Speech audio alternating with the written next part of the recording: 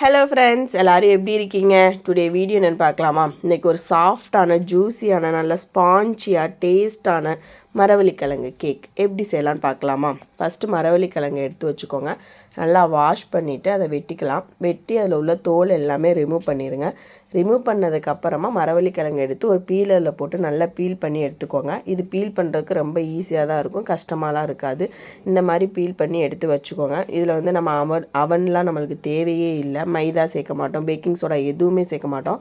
First தேங்காய், ரவை, நெய், மரவள்ளிக்கிழங்கு, நட்ஸு, கொஞ்சோண்டு சுகர் தேவையான அளவு சுகர் பொடி பண்ணி எடுத்து வச்சுக்கோங்க. பவுடரை எடுத்து வச்சுக்கோங்க. ஒரு பவுல் எடுத்துக்கோங்க. நம்மளுடைய மரவள்ளிக்கிழங்கை ஃபஸ்ட்டு நல்லா ஆட் பண்ணி வச்சுக்கோங்க. நெக்ஸ்ட்டு ரவை மிக்ஸ் பண்ணிக்கோங்க.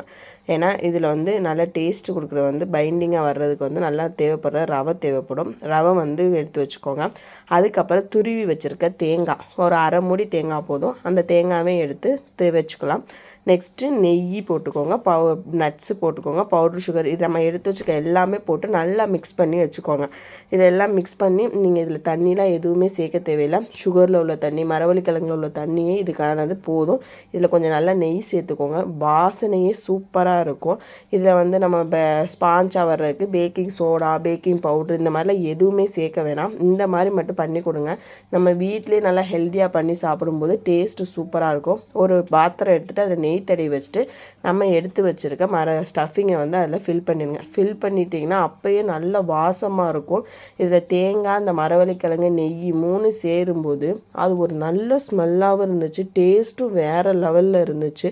ஒரு குக்கர் எடுத்துக்கோங்க. குக்கர் அடியில் சால்ட்டு, உப்பு போட்டு வச்சுக்கோங்க. ஏன்னா குக்கர் அடி பிடிக்காமல் இருக்க உப்பு போட்டுட்டு ஒரு பாத்திரத்தை எடுத்து அதை குப்பரை கவுத்து உள்ளே வச்சுருங்க. வச்சதுக்கப்புறமா நம்ம ஃபில் பண்ணி வச்சுருக்க பவுலையும் தூக்கி அதுக்குள்ளே வச்சுருங்க.